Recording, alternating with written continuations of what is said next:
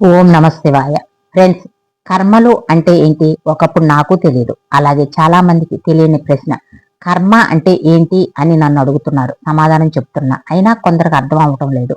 వారి మనసులో బోలెడు డౌట్లు. ఈ రోజు క్లుప్తంగా చెప్తానే కర్మ గురించి నాకు తెలిసినంత వరకు. ఫ్రెండ్స్, చేతలు మన ఇష్టానుసారం, ఫలితాలు మాత్రం కర్మానుసారం. ఒకలా చెప్పాలి అంటే పరీక్ష ఫలితాలు లాంటివి. ఎంత బాగా చదివితే అంతటి చక్కటి మార్కులు, మార్కులకు తగ్గ ర్యాంకు, ర్యాంకుకు తగ్గ చక్కని జీతంతో ఉద్యోగం, ఆ ఉద్యోగంతో ఆనందకరమైన జీవితం. అలాగే ఎంత చక్కటి పవిత్రమైన ఆలోచనలతో స్వచ్ఛమైన మనసుతో మన ప్రవర్తన ఉంటే అంత చక్కటి కర్మలు, ఆ కర్మలకు తగ్గ ఆనందకరమైన జీవితం. ఫ్రెండ్స్, కాలం ఏ సన్నివేశాన్ని మర్చిపోదు, కర్మ రూపంలో గుర్తు చేస్తూనే ఉంటుంది. కర్మ కాలితే గత కాలంలో గతించిన మర్మాలు సాక్షులై నిలువున దహించి వేస్తాయి. కళ్ళతో చూసిన నిజాలకు, చెవులతో విన్న ప్రశ్నలకు, నోటితో విసిరిన నిందలకు, తెర వెనక నడిచిన భోగోతాలకు సంక్షిప్త సమాధానమే కర్మ. కర్మ గురించి భారతంలో జరిగిన ఒక సంఘటన చెప్తారు, చదవండి. కురుక్షేత్ర యుద్ధం ముగిసింది. కృష్ణుడు పాండవులను తీసుకొని హస్తినాపురానికి వస్తాడు. తన 100 మంది పుత్రులను పోగొట్టుకున్న ధృతరాష్ట్రుడు శోకములో మునిగిపోయి ఉంటాడు. కృష్ణుడు రాకను గమనించిన ధృతరాష్ట్రుడు ఎదురెళ్లి బోరున విలపిస్తాడు. చిన్న పిల్లాడిలా వేడుస్తున్న ధృతరాష్ట్రుడిను కృష్ణుడు ఓదార్చే ప్రయత్నం చేస్తాడు. ధృతరాష్ట్రుడు దుఃఖం కోపంగా మారి కృష్ణుడును నిలదీస్తాడు. అన్నీ తెలిసి కూడా, మొదటి నుంచి జరిగేదంతా చూస్తూ కూడా, సాక్షాత్తు భగవంతుడివైన నువ్వు ఎందుకు మిన్నకుండిపోయావు? ఇంత ఘోరాన్ని ఎందుకు ఆపలేదు? కావాలని ఇదంతా ఎందుకు జరగనిచ్చావు? ఈ రోజు నాకు 100 మంది పుత్రులను పోగొట్టుకునే స్థితిని ఎందుకు కలగజేశావు అని నిలదీస్తాడు. అందుకు అన్నీ తెలిసిన శ్రీకృష్ణుడు ఇలా సమాధానమిస్తాడు. ఓ రాజా, ఇదంతా నేను చేసింది కాదు, నేను జరగనిచ్చింది కాదు. ఇది ఇలా జరగటానికి, నీకు పుత్రశోకం కలగటానికి అన్నిటికీ కారణం నువ్వు, నీ కర్మ.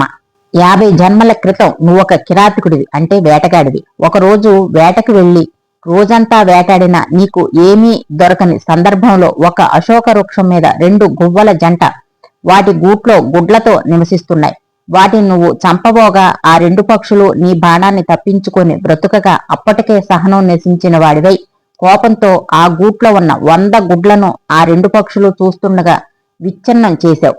తమ కంటి ముందే తమ 100 పిల్లలు విచ్ఛిన్నం అవుతున్నా కూడా ఏమీ చేయలేని నిస్సహాయ స్థితిలో చూస్తూ ఉండిపోయాయి. ఆ పక్షులు గర్భశోకం దుష్కర్మగా నిన్ను వదలక వెంటాడి ఈ జన్మలో నిన్ను ఆ పాపం నుండి విముక్తుడిని చేసి కర్మబంధం నుండి విడిపించింది. నువ్వు ఎన్ని జన్మలెత్తినా, ఎక్కడ ఉన్నా, ఎవరు నిన్ను ఉపేక్షించినా, ఎవరు నిన్ను శిక్షించలేకపోయినా నీ కర్మ నిన్ను తప్పక వెంటాడుతుంది. వదలక వెంటాడి ఆ కర్మ ఫలాన్ని అనుభవింపచేస్తుంది. కర్మ నుండి ఎవ్వరూ తప్పించుకోలేరు అని అంటాడు. ధృతరాష్ట్రుడు సమాధాన పడ్డట్టు అనిపించినా మళ్ళీ కృష్ణుడిని తిరిగి ప్రశ్నిస్తాడు.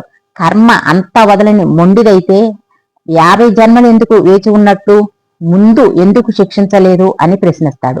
అందుకు కృష్ణుడు చిరునవ్వు నవ్వి, ఓ రాజా, 100 మంది పుత్రులను ఒకే జన్మలో పొందాలంటే ఎంతో పుణ్యం చేసుకోవాలి, ఎన్నో సత్కర్మలు ఆచరించాలి. ఈ 50 జన్మలు నువ్వు ఈ 100 మంది పుత్రులను పొందటానికి కావలసిన పుణ్యాన్ని సంపాదించుకున్నావు.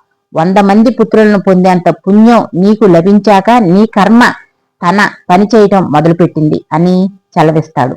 అది విన్న ధృతరాష్ట్రుడు బాధతో కుప్పకూలిపోతాడు. ఫ్రెండ్స్, చదివారుగా, మనం జన్మలుగా సంపాదించుకున్న పుణ్య ఫలాలను ఒక్క చెడ్డ పనితో తుడిచిపెట్టుకుపోతాయి అని శ్రీకృష్ణుడు అంతరార్థం. అందుకే ప్రతి క్షణం ఎంతో జాగ్రత్తగా మసులుకోవాలి. ఆ పరమాత్మకు, మన అంతరాత్మకు సమాధానం చెప్పేలా జీవించాలి. అప్పుడు ఎంచక్క అన్ని మంచి కర్మలే, ఈ పిచ్చి కర్మలు ఉండవు. పిచ్చి కర్మలు లేకపోతే మళ్ళీ జన్మ ఉండదు. అప్పుడు ఎంచక్క ఆ పరమాత్మ పాదాల చెంతే ఉండిపోవచ్చు. అర్థమైంది కదా? ఓం నమ శివాయ. శివయ్య అందరినీ చల్లగా చూడు తండ్రి. ఓం నమ శివాయ. ఓం నమ శివాయ.